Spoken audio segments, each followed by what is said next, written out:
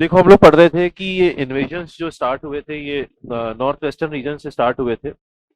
और उससे पहले हमने बुद्धिज्म, जैनिज्म, वैदिक ये सब कंप्लीट कर लिया था। ठीक है। एक चीज हमने नोटिस की थी कि जब तक इनको कंट्रोल करने के लिए कोई ना कोई राजा, कोई ना कोई किंग खड़ा रहता था बॉर्डर पे, तब ये एंट्री कर नहीं पाते। जैसे ही किंग वीक होने शुरू हुए, खासतौर से बुद्धिज्म की वजह से, तब इनका जो एंट्रेंस थी वो बढ़ गई। उसके बाद बुद्धिज्म जब यहाँ से खत्म कर दिया गया, हटा दिया गया, खत्म क्या कर दिया गया मतलब बुद्धिस्ट जितने भी थे उनको यहाँ से हटा दिया गया इंडिया से। उसके बाद हमने देखा कि कुछ किंग जो थे, जैसे पुष्यमित्र संघ वगैरह, उन्होंने काफी टाइम तक इनको बॉर्डर क्रॉस करने से रोका। अगर हम पुराने पीरियड की बात करें तो 490 बीसी के आसपास की अगर हम बात करते हैं, उस टाइम पे एक किंग हुआ करता था आपका पर्शियन। एक्चुअल में पर्शिया और ग्रीस, छोटी सी कहानी है जिससे आप रिलेट कर पाओगे, आपको इजी रहेगा समझना। कहानी एग्जाम में लिखने को नहीं आएगी, इवेंट्स एग्जाम में लिखने को नहीं आएंगे, बट जो हम चीज समझ रहे हैं उनको कनेक्ट करने के लिए आपको इजी बच जाएगा चीजें। पर्शिया और ग्रीस हमेशा इनमें आपस में दुश्मनी रहती थी। पर्शियन किंग था एक डेरियस, DARIUS। डेरियस ने 490 बीसी में अपनी एक आर्मी बनाई। बहुत ही रूड, बहुत ही क्रूअल टाइप का राजा था, ऐसे मान के चलो। उसने एक एम बनाया कि मैं पूरा ग्रीस बर्बाद कर दूंगा। उसने ग्रीस पर अटैक किया, बर्बाद करके रख दिया। लोकल इंसान को मारा, आदमी, औरतों, बच्चों, सबको मारा, किसी को नहीं छोड़ा उसने। पूरा ग्रीस खत्म करके रख दिया, सारा उनका कंस्ट्रक्शन, जितनी भी चीजें थी वहां पे सब तोड़ दिया, बर्बाद कर दिया था ना, बिल्कुल डिस्ट्रॉय कर दी पूरी की पूरा एरिया। डेरियस ने पूरा एरिया डिस्ट्रॉय कर दिया। उस डिस्ट्रक्शन के बाद ग्रीस के अंदर जितने भी लोग रहते थे, जो लोग थे वहां के नॉर्मल कॉमन पीपल थे, उन सबके परिवार में कोई ना कोई मरा। तो वो सारे लोग पर्शिया को या पर्शियन किंग को या पर्शियंस को हेट करने लगे। ग्रीस और पर्शियन के अंदर आपस में हेटरेट पैदा हो गई, एक दूसरे से हेट करने लग गए। ग्रीस का बच्चा बच्चा हेट करने लग गया, और बच्चे बच्चे का एम बन गया कि मैं पर्शिया को बर्बाद करूंगा। बच्चे बच्चे का एम बन गया। वहां पे जो भी बच्चा पैदा होता था उसके दिमाग में डाला जाता था, तेरे को बड़े होके ऐसा बनना है कि तू पर्शिया बर्बाद कर दे या पर्शिया से अपना बदला ले ले अपने परिवार का, कि उसके हर किसी के परिवार में कोई ना कोई मरा। उसके बाद 356 बीसी के आसपास, 356 बीसी में, मैसेडोनिया एक जगह है ग्रीस में, वहां पे एक बच्चा पैदा होता है। इसका नाम था अलेक्जेंडर। वो जो बच्चा पैदा होता है, जब वो पैदा होता है आगे, वहां पे बच्चा बच्चा दुश्मन है। वहां पे बच्चा बच्चा गाली दे रहा है भाई कि मैं बड़ा बड़ा होके मैं बर्बाद करूंगा सबको। अलेक्जेंडर ने भी बचपन से यही चीज सुनी। बोला जाता था ये भगवान का लड़का है वहां पे, ज़ूस का, जिन जिस गॉड को वो मानते हैं, क्योंकि उसके अंदर कुछ स्पेशल क्वालिटी थी, चीजें सीख जाता था बहुत जल्दी। बोलते हैं ना, बचपन में बच्चे बच्चे की जो हरकतें होती हैं उससे हम जज कर लेते हैं उसका फ्यूचर कैसा है। ऑब्वियस सी बात है, जो बच्चा बचपन से तेज होता है, चीजें समझ जाता है, और वो चीज करता है, एक्शन रिएक्शन से हमें समझ में आ जाता है कि बच्चा कैसे निकलने वाला है। जो बच्चा कुछ नहीं कर पाता, सीधा सा रहता है, कुछ समझ में नहीं आता, मतलब बड़े के भी वैसे ही रहेगा। और जो बचपन से तेज है, दिमाग लगा के चीजें कर रहा है, उसका जो आगे चल के वो बड़ा होगा तब भी दिमाग लगाएगा। तो ये जो 356 बीसी में मैसेडोनिया में जब पैदा होता है सिकंदर, या फिर अलेक्जेंडर, सिकंदर बोलते हैं इसको यहाँ के नॉर्मल लैंग्वेज में, तो वहां पे बहुत लोग उसकी हरकतें जब वो बड़ा होता है देख के बोलते हैं यही बदला लेगा, यही बदला लेगा। बचपन से उसको तैयार करते हैं। उसको जो ट्रेनिंग दी जाती है, स्पेशल ट्रेनिंग लेके आते हैं एरिस्टोटल, एक से एक शानदार ट्रेनिंग। मतलब इसको जो ट्रेनिंग दिलवाई जाती है, इसके जो फादर ट्रेनिंग दिलवाते हैं, वो एक से एक जो बढ़िया, वहां पे टॉप के जो ट्रेनर्स थे उनको बुलाया जाता है। उसमें से एक ट्रेनर था एरिस्टोटल, आपने सुना होगा एरिस्टोटल का नाम। एरिस्टोटल से बहुत सारी चीजें सीखते हैं सिकंदर या अलेक्जेंडर। एरिस्टोटल से सीखता है पेशेंस, एरिस्टोटल से सीखता है किसी भी जगह के लोगों पे राज करना बिना उनको तकलीफ दिए। एक अच्छा राजा वो होता है जो बहुत बड़े एरिया को कंट्रोल कर लेता है बिना वहां के नॉर्मल लोगों को तकलीफ दिए, उनका विश्वास जीत के। ये चीजें ये अलेक्जेंडर एरिस्टोटल से सीखता है। अलेक्जेंडर बड़ा होता है 334 बीसी के आसपास, टाइम पीरियड इतना इंपॉर्टेंट नहीं है। 334 मतलब पहला हुआ था 490 जब बर्बाद हुआ था, डेरियस ने बर्बाद किया था ग्रीस। उसके बाद 356 जब ये पैदा होता है। उसके बाद 334 इंडिया में आया था, 326-27 के आसपास। 334 बीसी में ये बड़ा हो जाता है, ये अपनी आर्मी बनाता है जीरो से, बेसिक से अपनी आर्मी बनाता है, अपनी आर्मी तैयार करता है। उन सारी ट्रेनिंग जो उसने अपनी जिंदगी में ट्रेनिंग ली होती है बचपन से जवानी तक, वो सारी ट्रेनिंग उनको भी देता है, आर्मी वालों को एक से एक शानदार आर्मी बनाता है। और उसके बाद उस पूरी आर्मी को एम देता है कि मुझे, कि हम सबको मिलकर पर्शिया बर्बाद करना है, बर्बाद करना लिटरली। घुसते हैं वो लोग पर्शिया के अंदर। जो ग्रीस ने किया था, जो पर्शिया ने ग्रीस के साथ किया था, उससे भी ज्यादा बुरा हाल, उससे भी ज्यादा बुरा हाल वो पर्शिया का करते हैं। मार देते हैं बच्चों को, बूढ़ों को, औरतों को, आदमियों को, जो मिलता है मारो, बुरा हाल, पूरा बर्बाद करके रखते। उन दोनों के बीच में दुश्मनी है शुरुआत से। बट एक खास बात थी अलेक्जेंडर के साथ। अलेक्जेंडर जब पर्शिया में एरिया को कब्जाता चला जा रहा था, मारता चला जा रहा था लोगों को, और जब मारता था उस एरिया को अपने कंट्रोल में ले लेता था, फिर आगे बढ़ता था, फिर मारता था, उस एरिया को अपने कंट्रोल में लेता था। उसके अंदर एक खास बात ये थी कि वहां पे जब वो कंट्रोल में लेता था तो वहां के जो लोग बचे हुए होते थे लड़ाई के टाइम पे, जो मरे मरे, आर्मी ने जिनको मारा मारा, पर जो बच गए, जब वो वहां का राजा बन गया उसके बाद उन लोगों को तकलीफ नहीं होने देता था। जब ग्रीस का राजा वहां बैठ गया उस एरिया पे, पर्शिया के एक पर्टिकुलर एरिया में, तो उसके बाद उस वहां के जो लोग हैं वो उसके लोग हैं, ऐसे ट्रीट करता था। वहां का आर्ट, वहां का कल्चर, वहां जो भी चीज फॉलो होती थी उनके अगेंस्ट कभी नहीं बोलता था। वहां पे जो भी लोग फॉलो कर रहे हैं अपना धर्म, अपना कल्चर करने दो, उनको तकलीफ नहीं देनी। क्यों? क्योंकि उसने एरिस्टोटल से ये चीज सीखी है कि अगर मुझे किसी एरिया में लंबे टाइम तक राज करना है तो मुझे वहां के लोगों का विश्वास जीतना पड़ेगा, वहां के लोगों का मन जीतना पड़ेगा, और मन में तभी जीत पाऊंगा जब मैं उनको उनके मन से रहने दूंगा तो वो मेरे मन से काम करेंगे। ऑब्वियस सी बात है, अकबर ने भी सेम पॉलिसी अपनाई थी।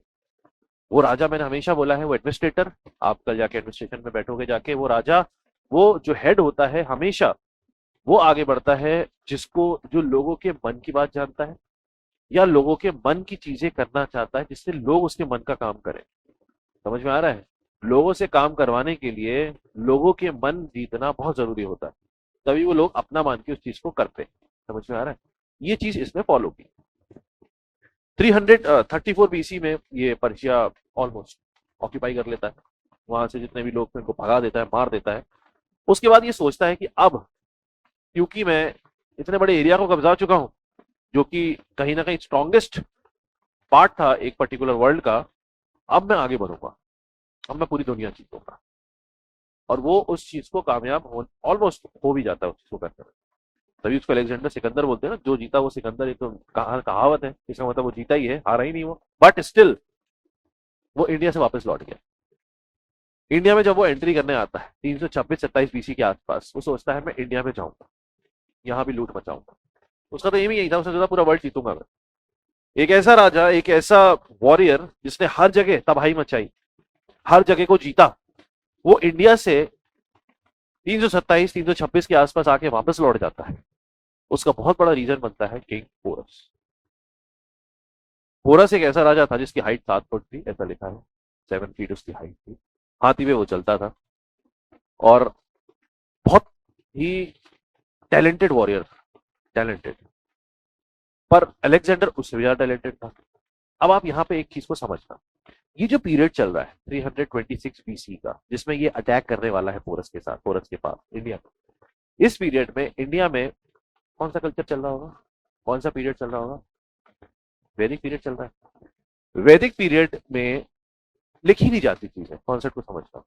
वैदिक पीरियड जो ये चल रहा है 326 बीसी वाला, लिखना तब शुरू होगा ना जब 500-600 बीसी के आसपास पहुंचोगे आप, तब आपको बुद्धिज्म मिलेगा, वो सब चीजें मिलेगी, मतलब बढ़ने लगेगा, तब लिखने वाली चीज आएगी, प्रथा आएगी। अभी लिखने वाली प्रथा नहीं है।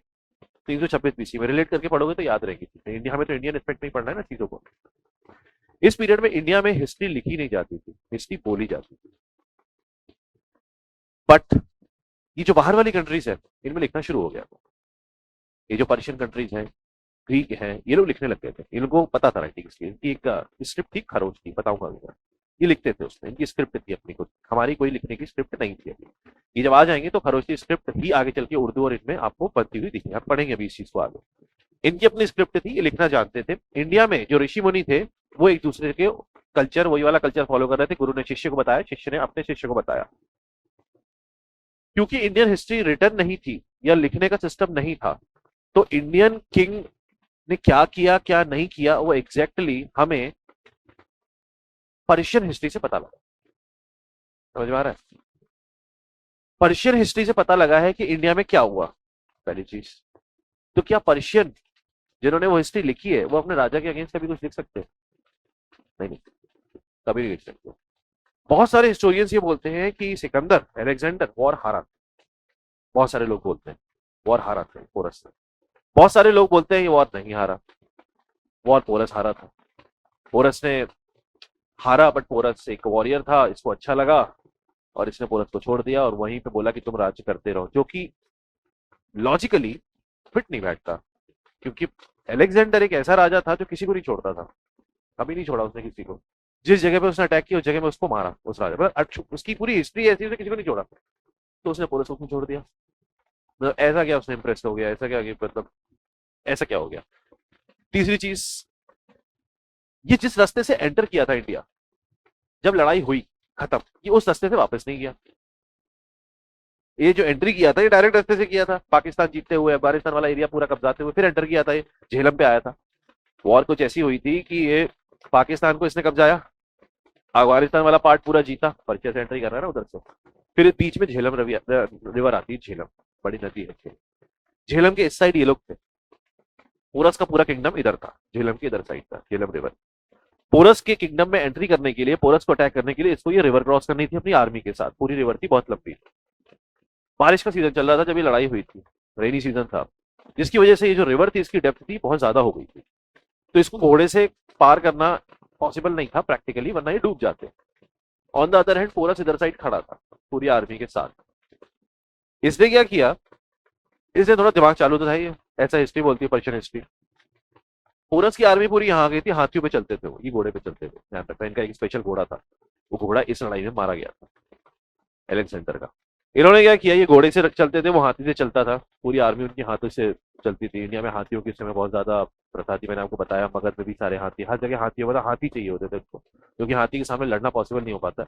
हाथी आप जानते हो, हाथी के सामने कौन लड़ेगा, इतना अच्छा खासा होता है वो, उसके बाद ऊपर बैठा हुआ आदमी, ऊपर से मारेगा तो कोई पहुंच भी नहीं पाएगा वहां से। इंडिया में ज्यादा था वो चीज।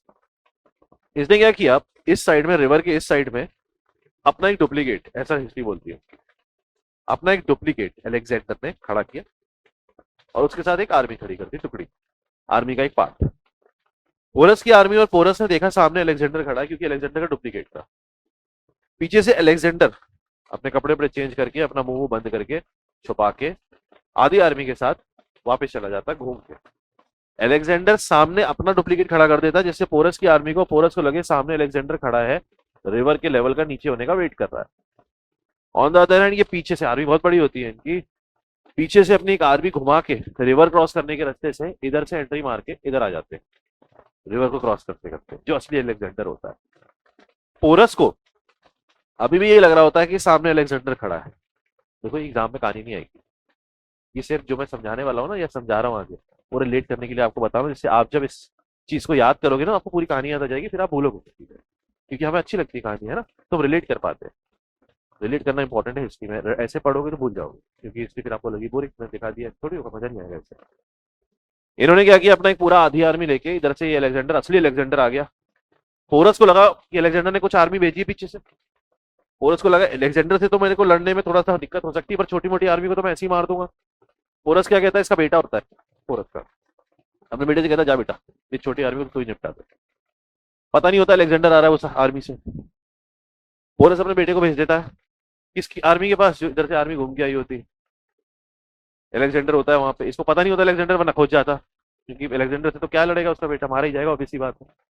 अलेक्जेंडर बहुत दिमाग से लड़ता था, बहुत दिमाग से। मतलब वो लड़ाई भी ऐसे करता था, अगर उसकी आर्मी एक पार्ट यहाँ खड़ी, रेक्टेंगुलर आर्मी बनाता था हर जगह, टुकड़ों में खड़ा करता था।